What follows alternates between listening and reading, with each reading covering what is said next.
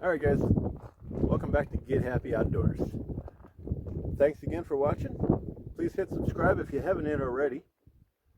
Just to let you know, what we're out doing today is, first of all, the date, March 7th, Sunday, 2021. Right on.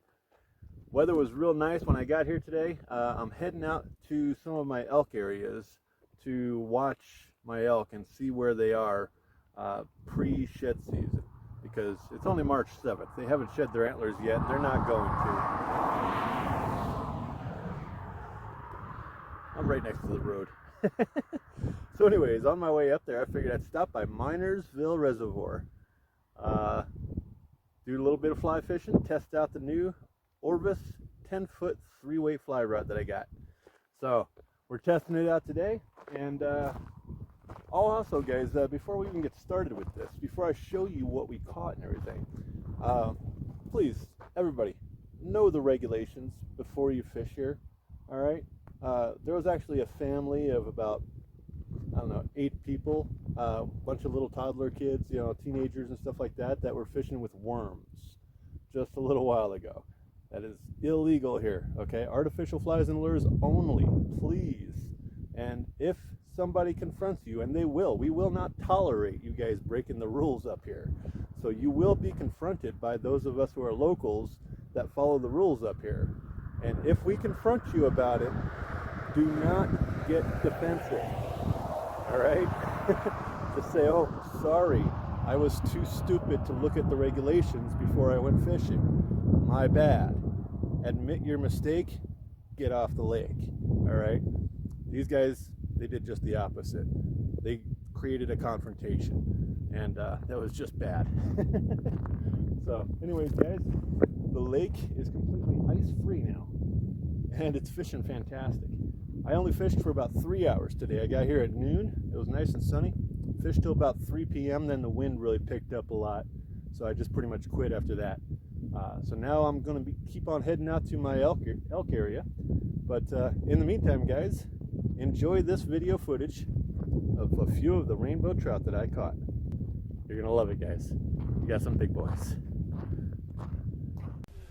Alright, so we're testing the new Orvis 10-foot 3-weight fly rod.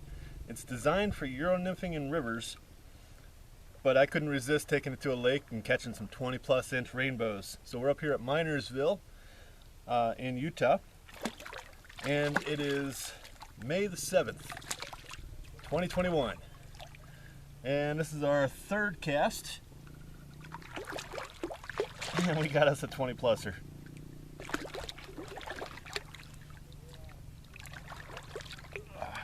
Like nice thick tail on them.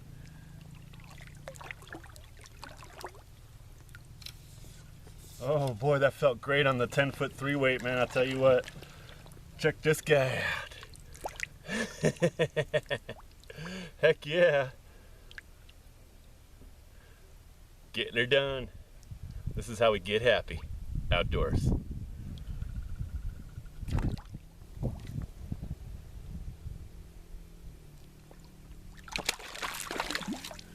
Took that brown leech. Nice cold water.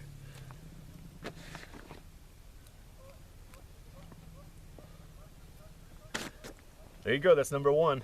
3 casts so far. That's it.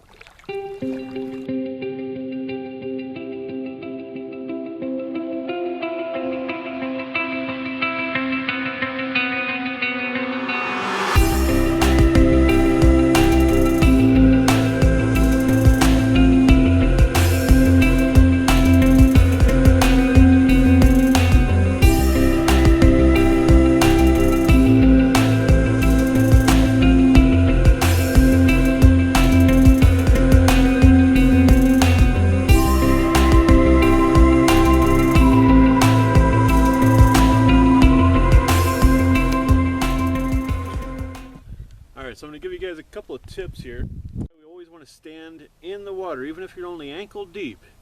You always got to be standing in the water. That protects your fly line from getting any kind of a debris or abrasion to it whatsoever. Makes that fly line last a whole lot longer.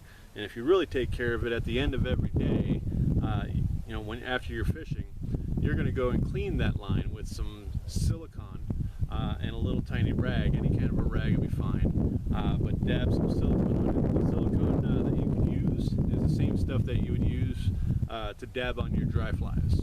So that's what I do anyways. It really helps keep the line in great shape for as long as possible. I've had lines last an entire season, even though I'm out fishing 3 to 4 days a week every week throughout the summer. So keep that in mind. Don't let that fly line touch dry ground.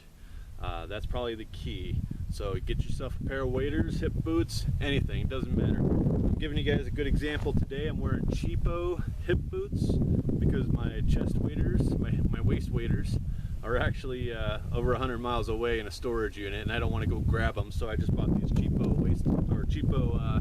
hip boots today.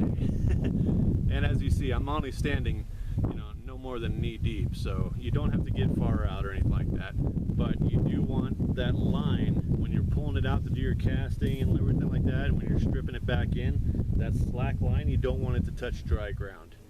All right, so there's one tip for you.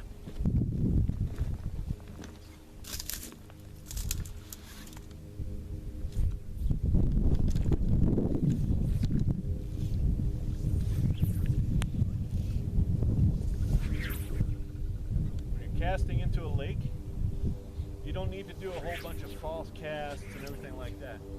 I use the resistance of the water, the kinetic energy that's built up by the resistance of the water. So I let it land, strip out another 3 or 4 feet, throw it back out. I don't let that fly sink. I don't want it to sink all the way down because that's going to mess up my casts. Until I get it where I want it. Right there, I'm about 35 feet out.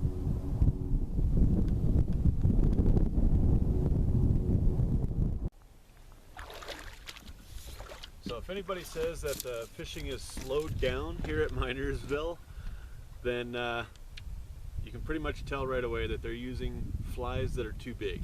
They got to go smaller because it's not slowed down for me. I'm good. I'm only been in for an hour and a half, got 6 already.